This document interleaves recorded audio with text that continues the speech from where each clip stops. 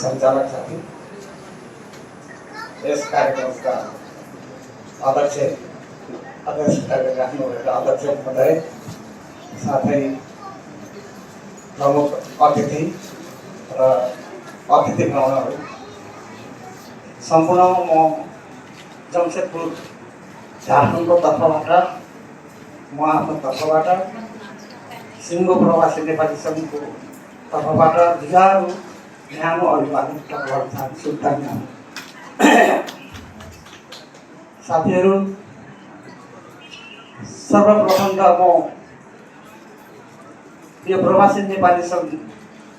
भारत झारखण्ड जमशेदपुरमा जब सङ्गठनको निर्माणको समयमा साथीहरू जानुभयो, सङ्गठित हुनुपर्छ भन्दाखेरि म आफैले यो सङ्गठन के हो कसो हो केही जान्न नसकेर म सङ्गठित हुन असमर्थ थिएँ। तर साथीहरूले मलाई निकै कोसिस प्रयास गर्नुभयो र म सङ्गठित भएँ। सङ्गठित भएर सङ्गठनको जुन कामको जिम्मेवारी लिएर काम गर्ने दौरानमा मलाई निकै उत्साह र क्रियाशील बनायो र म काम गर्दा गर्दै 1992 मा उहाँको नेपालीहरूलाई अब कसरी जगाउनुपर्छ, उहाँ नेपालीहरूको अब चेतना कसरी स्तर हुन्छ, के गर्दाखेरि ठिक होला भन्ने हाम्रो एउटा सोच बन्यो र हामीले सोच्यौँ एउटा दुर्गा पूजाको स्थापना गर्दा ठिक होला भन्ने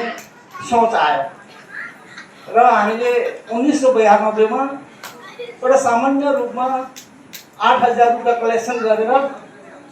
दुर्गा पूजाको स्थापना गऱ्यौँ र कन्टिन्यू त्यो लगातार दुर्गा पूजा हुँदै अहिलेसम्म आइरहेको छ। र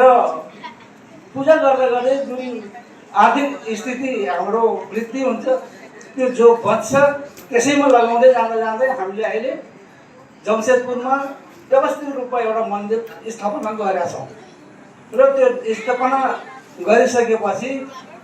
हामीले सम्पूर्ण रूपमा अब हाम्रो संस्कृति, हाम्रो वेशभूषा, हाम्रो कला, हाम्रो जागृत सबै त्यसमा हामीले चाहिँ परिणत गराएर हामीले त्यहाँ त्यो ठाउँमा भव्यताको साथमा दुर्गा पूजाको समयमा दुर्गा पूजा गर्ने गरिन्छ र त्यसको लगतै हामीले फेरि सत्यनारायण पूजा त्यसै ठाउँमा गर्छौँ र बिचबिचमा हामीले सत्यनारायण पूजाहरूको क्रममा सांस्कृतिक कार्यक्रमहरू पनि त्यहाँ प्रस्तुत गर्ने गरिन्छ। तर दुःखद कुरा यही हो, अब सबै साथीहरूलाई हामीले यसरी चाहिँ प्रोग्राम गरेर प्रोग्राममा हामीले जागृत गराउँछौँ, तर यो ठाउँबाट बाहिर अब प्रोग्राम सकेर गइसकेपछि उन सबैको अब चेतना स्तर भइदिए त ठिक हुन्छ। फेरि बाहिर निक्लिएपछि अब त्यो सबै कुरो भुल्ने बानी हाम्रो सधैँ छ। त्यसले गर्दा